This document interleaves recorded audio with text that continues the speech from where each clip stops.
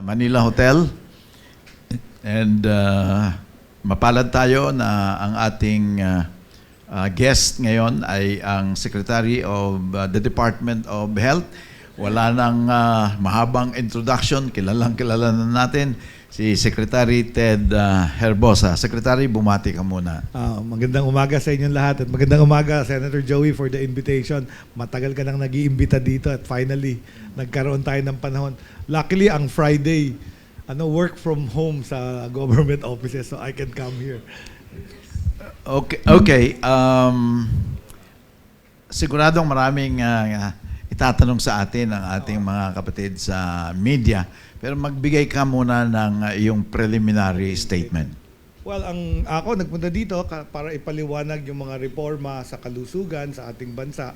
Madaming krisis na nangyayari, no? Krisis sa langis, sa trabaho, sa inflation.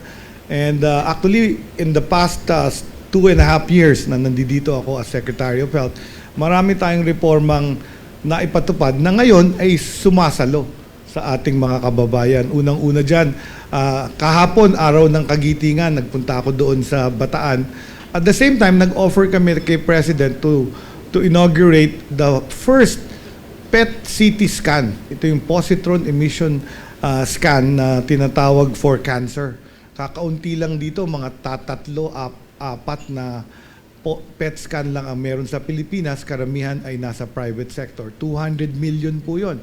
And ito ang first doon sa Region 3 and Northern Luzon, outside Metro Manila, na PET scan na una sa mga equipment doon sa cancer center ng Bataan General Hospital, isang DOH hospital sa Region 3. So, yung PET scan yung nakikita para sa cancer. Yung buong katawan ng tao makikita kung meron mga metastasis or kalat ng cancer. So kung under treatment ka for cancer, number 2 killer na po natin ang cancer. So ang daming humahanap sa akin nito kasi ito ay mahal sa private. So ma-offer namin to ng zero balance sa ating mga ward patient at kung gusto naman magbayad, yung nasa pay, mas mura itong option kesa sa private. Ang tawag natin dito, Senator Lina, ito yung tinatawag na public sector comparator. Mukhang mga 100,000 yata yun. 80 to 100,000 80 to sa 100,000. Ang isang whole body kasi yun eh. Ang isang scan. Isang scan. Makikita na doon, may ibibigay sa yung mga nucleotides and it will go to the cancer cells. So it will light up dun sa images. Malaking tulong ito sa ating mga kababayan. Yes. But first time ito na ginawa ng gobyerno. Well, meron na tayo sa PGH. Sa PGH. Meron, pero ang PGH is not a DOH hospital. UP yan. Tapos meron na rin ang Vicente Soto, pero wala pang license. So nauna yung magka-lisensya itong sa Bataan. So sa Bataan. Mag-ooperate na Anong siya. hospital yun? Bataan General Hospital. This is the DOH hospital in the province of Bataan. Regional hospital ito. Regional. This is a DOH Regional Medical Center. Okay, go ahead. So, aside from that, the day before, nagkaroon kami ng malaking pagpupulong sa BGC. Ito yung aming health promotion. Maraming hindi nakakaintindi ng health promotion. Masyado kasi tayo nakatutok. For the many years, nakatutok tayo sa illness. Paggagamot ng dialysis, ng heart attack, ng stroke. Magastos yun. The best way to do health is what we call an ounce of prevention is better than a pound of cure. So nagkampanya kami, pinulong namin 100 private organizations at prinesenta namin yung programa ng DOH na hindi lang to all about zero balance and mga ganito. So pipirma sila doon sa pa-partner sila, kapareho ng NGO nila. Like what you did in the first 1,000 days. Yeah. Kinuha ko rin ng private sector to help me. Kasi kung DOH lang, hindi kakayanin, 114 million na tayo eh. So to get people healthy, we need people to exercise. This morning, papunta ako dito. Yun exactly ang nabasa ko. The Philippines is number 1 in the countries in Southeast Asia that do not exercise. Guilty po, kasama ko. Ba't ako nagtatawanan dito? Number 2, Malaysia. Pero number 1 tayo, 47% of Filipinos do not exercise. Kaya mas malaking diabetes. Exactly. Sa Our Philippines. most expensive cost in medicine is dialysis. Na dahil sa kidney failure, na dahil sa dialysis. Pero kung tayo, kahit kumain tayo ng maraming kanin, kung nag-exercise tayo, kaya nung araw walang diabetes kasi magsasaka lahat eh. maghapon sa bukid, Okay. kahit kumain ng So yung hindi nagkaka-diabetes. meeting mo sa BGC tungkol sa primary Health promotion. health promotion. It's called health promotion. So this is a new aspect of healthcare. Started in the 1980s through the Ottawa Charter. It's a WHO document na countries should spend for health promotion. Sa ating batas, Universal Healthcare Law, 1% of the budget of health should go to health promotion. Pero every year, yung mga legislator, hindi yata naintindihan, kinakaltasan at nilalagay sa ayuda, sa MAIP. or Exactly, sa ano HPA. yung mga program under health promotion na itinutulak ng Department of Health? So number 1, pushing for vaccinations, diet, exercise, lifestyle, healthy lifestyle. Walang vaping, walang smoking, walang alcohol or substance abuse. Ang goal namin is longevity. That the Filipinos will live long and healthy lives na functional. So kinakailangan maingay ang Department of Health. Yes. Oo. Dito ba kinukuha yung mga marketing expense nyo o iba pa yun? Iba pa yun. That's, so the idea here is healthy homes, healthy communities, healthy schools. So nagbibigay kami ng pera sa DepEd para gumawa ng places where the kids can exercise. So it's more preventive than remedial. Correct. Ang purpose nitong health promotion, na ito. Like for example, when we tell you like ang Netherlands, panay nagbibisikleta, healthy sila. Because there are areas for bike lanes. Tayo gusto nga tanggalin yung bike lanes ng MMDA kasi nga para tulungan yung traffic. Sabi ko, wag. Kasi I'm pushing for a program that people go to bicycles. Eh ngayon, mataas ang crudo, ang diesel. O de, parang practical na naman yata. Balik tayo sa bisikleta. Parang yung sa COVID-19. Dumami nagbibisikleta. I think that will increase our health also. Kasi biking, matipid na, good for the environment, wala kang fuel, carbon dioxide, healthy pa sa heart. So message nyo, alagaan ang katawan para hindi magkasakit. Correct. And local chief executives and legislators should make the communities conducive to a healthy lifestyle. So for healthy na naglalakad, nagbabike, may mga park for exercise, open air.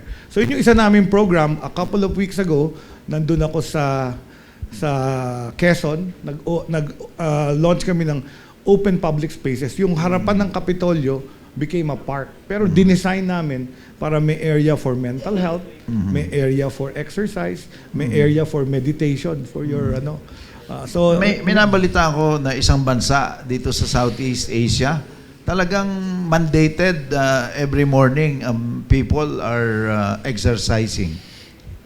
Singapore is the one. Singapore, meron silang tracker sa health promotion nila. Binibigyan nila yung citizens nila yung, alam niyo yung mga digital tracker. At pagka naka-attain ka ng certain number of steps, for example, or goal, bibigyan ka ng goal para sa body mo, parang nagkakaroon ka ng voucher points dun sa iyong life savings, yung provident funds nila. So parang nako-convert siya into parang health coupons. Maybe we can do something like Yes. that in the Philippines. Kung wala man batas, pwede namang executive order mandating or encouraging local governments to undertake certain program, and then kung gagawin ng local governments yon na talagang mapopromote ang healthy lifestyle through concrete programs, then magkaroon ng incentive ibibigay ang national government sa local governments, hindi lang award kung hindi merong monetary incentive. You think that's a good idea? That's a good idea. And actually, a month ago, Senator Joey, I went to Pampanga. I met all the governors of Luzon. And I'm also going to go and meet all the governors of Visayas and Mindanao. And the idea was to explain also all the programs we were doing. Sabi ko, malaki ang role ng local chief executive. The local chief executive is the parang secretary of health, chief health officer ng iyong locality. Kasi if you don't provide food security, exercise, medicines, and healthcare, ikaw naman ang sisisihin. Talo ka sa next election. So, Talaga namang overall general manager ang Correct. ang local executive, siyang food czar, siyang siyang economic czar, Siya din ang health secretary. siyang health czar, Czar, yun. siya ang housing czar. Governor ka na eh. So alam mo yan. Sports czar. Correct. Lahat ng general welfare na tinatawag, kapakanan ng mamamayan sa isang probinsya or sa isang bayan, syudad, yung local chief executive ang overall general. Correct. And in fact, dito sa Pilipinas, nag-devolution tayo sa healthcare. Dinevolve natin sila sa local chief executive. So, ang problema, naka-devolve na siya, pero si Secretary of Health pa rin ang sisihan.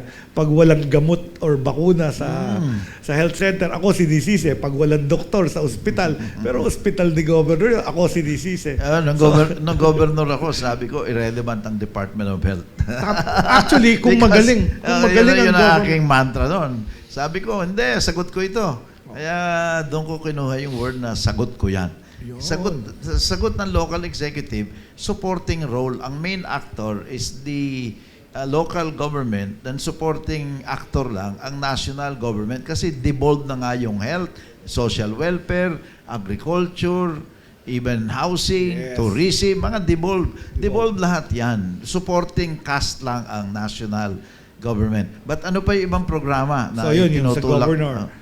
And of course, na dinig nyo na, siyempre, ito very successful yung ating zero balance billing sa DOH hospitals.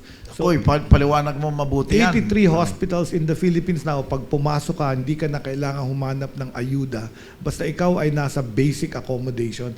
Ito yung ward or shared accommodation. Huwag ka lang mag-private kasi pag nag-private ka, iba yon. That means gusto mo magbayad ng room, magbayad ng doktor.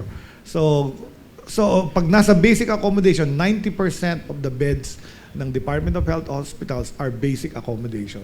Okay. So, of all the 83, about 2 million Filipinos na ang nag-benefit sa zero balance billing since na-implement ko last July when this was announced by the President and so on. And of that, ang total cost namin is about 2 billion. So ang estimate ko na per person na na-discharge sa ospital, gumagastos ang pamahalaan ng about 57,000 pesos. And of that 57, parang 30% is shared by PhilHealth kasi lahat tayo miyembro ng PhilHealth and another 30% is paid for by yung MAIPIP, Medical Assistance for Indigent, and the remaining 40% is yung MOOE na binibigay sa GAA namin and yung PS, yung sweldo ng mga doktor at nurse kasi So, wala namang itong singil. zero balance billing sa public hospitals lang. Yes, sa DOH hospitals lang. DOH hospitals. Liwanagin natin Oo. mabuti yun. DOH hospitals. And, But let me say, madaming governor nag-implement na nito before DOH started it. Kagaya Sa ano Laguna, sinasabi mo, oo. Laguna, In-implement, no? Pampanga, Bataan, Sultan Kudarat. Wala kang cashier yung ospital sa Sultan Kudarat. Nakadyaryo pa yon. So, kami actually ang kumopya. National government ang kumopya sa ibang performing excellent LGUs. But hindi magawa ng iba. Kasi nga, money. So, yan ang goal namin. And recently, yung GAA, nabigyan kami ng 1 billion pesos zero balance billing support fund sa LGU. Ilan ba ang DOH hospitals all over the country? 83. 83 hospitals yan. Of the 82 provinces, 36 na lang ang walang DOH hospital. So ginugol ko rin yon. Para may universal healthcare tayo, dapat lahat ng DOH, lahat ng probinsya, may at least one. Kasi sabi mo, access to healthcare, pupunta ka pa sa kabilang probinsya. Okay. 2 to 3 hours travel. Pangit yun, di ba? Okay. Other programs that So, that meron you're kaming involved in? nag-hit na program na na-recognize din ng WHO, yung BUCAS program. BUCAS stands for Bagong Urgent Care and Ambulatory Services Center. When I started, sabi ko, 80% na nagpapagamot sa ating mga ospital, outpatient lang. Hindi naman nila gusto ma-confine. Gusto lang nila ma-CT scan, ma-ultrasound, magka-blood test at makonsulta. Sabi ko, edi ilabas natin. So we experimented with the first one in Santo Tomas, Pampanga. District Hospital to, dinonate sa amin. Sabi ko doon sa director ng JB Lingad ng Pampanga, alisin mo lahat ng kama. Palitan mo ng laboratory, ultrasound, tapos tuloy mo yung operations dyan. Yung uwian sila. Alam mo, nag-hit. I said, gawa tayo niyan, 28 bukas centers for the 28 million poorest Filipinos for access. Alam mo kung ilan na meron ako ngayon after 1 year? 63 buong Pilipinas. Kasi talagang gustong-gusto siya ng mga citizens kasi hindi ka nabibiyahe dun sa ospital. Pagdating mo sa ospital, papipilahin ka. Oo. Tapos pababalikin ka pa the next day para magawa yun. So in other words, one-stop shop. Andun na lahat. In 1 hour, sabi nga ng iba, in 1 hour, napapakonsulta ko yung anak ko, nabablood test, nabibigyan ako reseta, nakakauwi ako, makakabalik pa ako sa office. Makakapasok sa office. Open siya 6 a.m. to 10 p.m. Tapos may urgent care. So kung hindi masyadong serious yung sakit mo, hindi ka naman namamatay, pwede ka nang i-manage dun sa urgent care. So ito pinatatakbo ng family and community medicine. Tapos once a week, pumupunta yung eye doctors, nagkakatarata, yung OB-GYN, nag-opera ng mga gynecologic procedures, yung surgery, gumagawa ng mga hernia, yung outpatient, yung uuwi ka rin sa bahay. After. So, By the way, naka-live stream tayo, ha? okay. Oo, kaya lahat ng salita mong binibitawan dito, ninonote down na ng mga taong bayan. Kaya madali bang makita itong bukas? Oo, ano tawag to? Bukas centers, bagong urgent care and ambulatory services. Meron kaming listahan sa aming website, so pwede nilang tingnan. At ano yung balita by word of mouth eh. Kasi tricycle or lakad lang, nakakaabot sila doon. Ang pinakahuli siguro na kukwento ko, itong mga pag-increase namin ng mga reimbursements ng PhilHealth. Number 1 dyan, yung dialysis. Dati yung dialysis, 2,500 pesos per session. Na-increase ko yan to 6,350 na wala ka nang babayaran. Pag nagda-dialysis ka ngayon, wala kang babayaran. And because of that, alam mo ba nangyari, Senator Joey? Naubos ang dialysis machine. Hindi ka makabili. Kasi lahat ng private na dialysis, bumili sa... Pero yung mga pasyente, kahit mahirap ka ngayon, tatanggapin ka na dun sa private na dialysis kasi dati 9 months lang ang PC nun eh. Tapos magpapalimos ka na, hanap ka na. So nataas natin yon. Number 2, tinaasan ko rin yung sa heart attack. Pag nagka-heart attack dati, parang 70,000-80,000 lang ang PhilHealth na nako-contribute. Eh alam niyo naman, daang libo yan. Tinaas ko to 530,000. So as of now, kahit yung mga private hospital, tumatanggap yun yung heart attack, angioplasty ka. Wala kang babayaran. Tinatanggap na rin kasi may angioplasty. Tapos nagbilihan na yung mga private hospital. So dinidescribe ko sa inyo how we can tweak the PhilHealth payments to drive private sector to also provide services to the poor. Kasi kung minsan, di mo na mapili kung saan ka pupunta eh. Basta kung ano yung pinakamalapit, kung minsan private yun. So malaking tulong ang gobyerno rito. Yes, That's the whole point. And the government funding for PhilHealth continues to be high. Itong 2026 dahil. The government has really given a lot. President Marcos has focused on education and health and agriculture. Yung tatlo eh. So sa health, talagang I'm experiencing the highest budget ever in my whole career in government. I've never seen DOH this well-funded. 448 billion for 2026. So, my problem now is not money. My problem is how to efficiently use the money so that every Filipino will benefit from the billions of pesos na binuhos sa health. Okay. So, yun yung key. How do you get people to have access to healthcare? How do you make sure yung mga expensive na PET scan available sa mahihirap? So, yung ganun. Ngayon, may giyera sa Middle East, paurong-sulong, may ceasefire, tapos may violation di umano. May epekto ba itong nangyayari sa Middle East sa presyo ng medicine dito sa ating bansa? Well, before I go to medicine, napaktado kami kasi parang 8 eroplano ng Pilipino na ang bumalik. And we have to treat them. We support whole of government. Every time we repatriate Filipinos from the Middle East, kasama kami dyan kahit middle of the night, nag-ano kami, assessment ng kanilang mental health. Meron nga, may allergy. One time, pumunta ako doon, nag-allergy yung bata. Pagdating, we had to treat the child. So, nakasupport yan as whole of government and we continue to support yung ating mga OFWs. In fact, nag-ano kami, telemedicine sa Bahrain, mga OFW sa Bahrain na medyo nababalisa na. So, we gave mental health support through the Maribeles Mental Health Hospital, and we gave it via telemedicine, via Zoom. It's very effective. That's the second time we've done that. in the previous time yung sa Israel, nung nagbobombahan sa Israel. So, sa gamot, kinausap namin ng pharma industry. Ang promise nila, hindi sila magtataas kasi hindi naman dumadaan sa Strait of Hormuz yung mga gamot.